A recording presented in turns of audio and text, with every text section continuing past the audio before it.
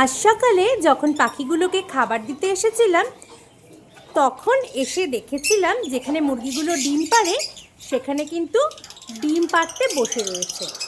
এর আগে বেশ কয়েকটা ডিম ছিল যেটা কাল তোলা হয়নি। আর ডিম পাড়ার পর কী অবস্থা সেটা দেখাবো। তার আগে দেখাই আপনাদের ওরা ঠিক কোথায় কোথায় ডিমটা পাচ্ছে।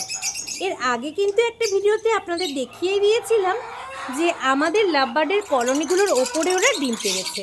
আর আজ দেখুন, যেহেতু অনেকটা দূর একটু বুঝতে আপনাদের অবশ্যই সমস্যা হচ্ছে, তবুও যতটা সম্ভব আমি কিন্তু দেখিয়ে দিচ্ছি। দেখুন এত দূরে ওরা ডিমটা পেড়েছে।